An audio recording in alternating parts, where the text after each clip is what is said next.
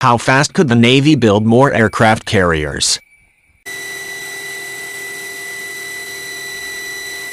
Or as the Pentagon wonders whether its recent doubling down on bigger, more expensive supercarriers was wise, a more modest outlay for supplementing them may not be so crazy.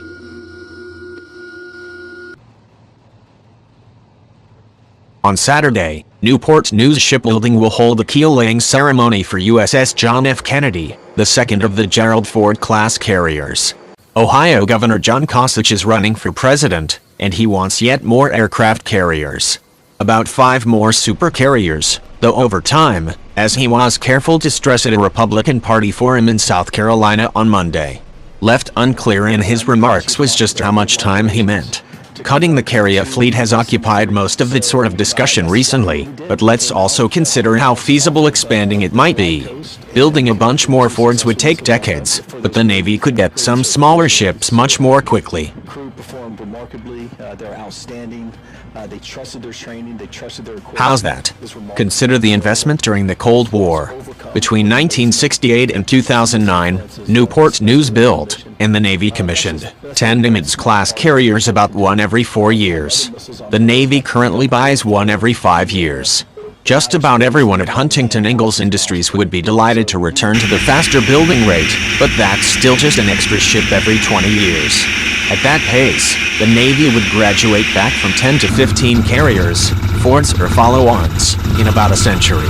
That's probably not what the governor had in mind.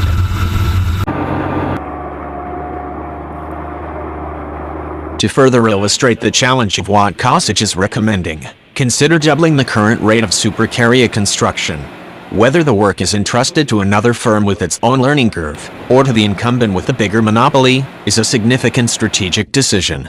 Either way, supercarriers aren't Liberty ships, so they can only be built so fast. Thus, you'll first need to build another dry dock the size of that monster in Hampton Roads. Then, expand the workforce. Even the current yard would experience a long lead time in hiring and training more staff, and without unduly disrupting construction of the Kennedy. The entire supply chain would experience a similar surge, almost of wartime proportions. Then, in spending more than another $2 billion annually on aircraft carriers, not crews or planes or escorts, the Navy would get back to 15 supercarriers in perhaps 22 to 27 years. That might be closer to what the governor had in mind, but it's still not swift. But for that matter, is another yard even a plausible option? Every one of those Nimitzes, and both Fords so far, have been products of Newport News. The U.S. Navy hasn't bought a supercarrier from another builder since 1961, when it got the Kitty Hawk from New York Shipbuilding and the Constellation from the New York Naval Yard. Both those facilities are long since closed, and the workforce is highly retired. Other American yards can build big ships, but not that big.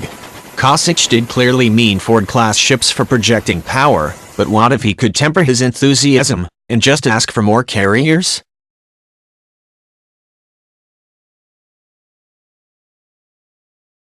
The governor, after all, also spoke of ensuring the free flow of commerce, and reminding China and Iran that the global commons are, in fact, just that, the world's shared real estate. A.S. Robert Rubel wrote in Naval War College Review in 2011, American aircraft carriers have had 5 doctrinal roles over time: A.S. scouts for the surface fleet, hit-and-run raiders, capital ships for the destruction of the enemy fleet, nuclear strike platforms, and mobile floating airfields for conventional strikes ashore. The Fords are optimized for this last role, but it's not the wisest role on the first day of a war with China. Before fighting across the shore, enemy defenses must be rolled back, and that calls for roles in as well. Other countries with smaller carriers also consider theirs mobile airfields for anti-submarine hunter-killer groups. This falls into category, and is pretty important for ensuring that free flow of commerce, particularly against that huge Chinese submarine fleet.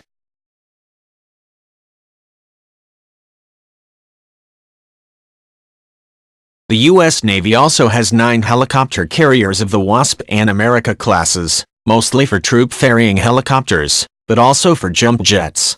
The first 2 ships of the class, the in-service America and the under-construction Tripoli, lack well-decks and have smaller hospitals than other assault ships, and thus have more room for aircraft.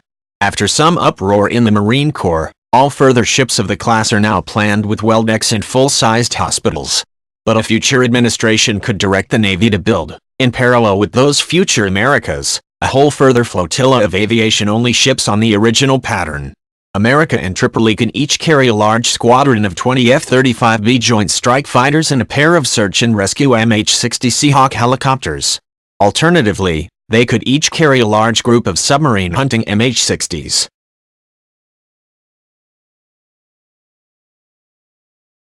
In either role, those ships would be very useful in a big war in the Western Pacific, either accompanying the supercarriers forward, or sweeping up submarines in the rear. The Japanese Navy, after all, is very enthused about its new Izumo-class submarine hunting aircraft carriers, and thinks about that Chinese threat every day.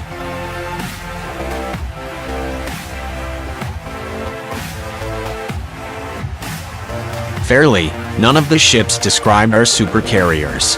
Those F-35Bs will have only 60% of the range and half the payload of the big carriers' F-35Cs. The America's Harrier carrier air group would be only about 1/3 the size. But in America costs less than 1/3 what a Ford does, and requires about 1/3 the crew. For that investment, the Navy picks up an asset that can relieve the rest of the fleet on some of its presence missions around the world. When not on those sorts of missions, the ships would expand the Navy's amphibious fleet, the size of which the Marines are always complaining about. Critically, smaller carriers would also be easier and quicker to build.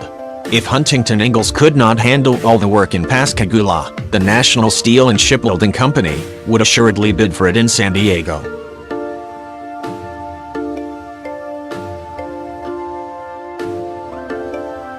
There's no need to build and install atomic reactors. The ships are powered by more readily available gas turbines. In a long war, further ships faster would be useful for replacing what Commander Philip Pornell of the Office of Net Assessment has ominously called the inevitable losses of combat. One of the problems with the American supercarrier fleet is its enormous concentration of power on single decks. A single spread of torpedoes can ruin any ship and its air wing quite suddenly.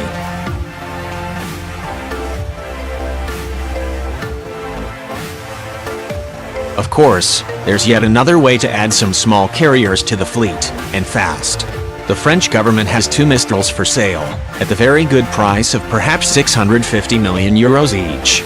Those ships are yet smaller, but very efficiently designed at 20,000 tons. They can still carry a large squadron of helicopters, and on a navigation crew of just 160.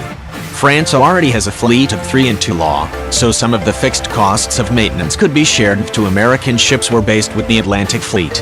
All that makes for a rather reasonable investment for carrying a flag through another expanse of water, anywhere around the world.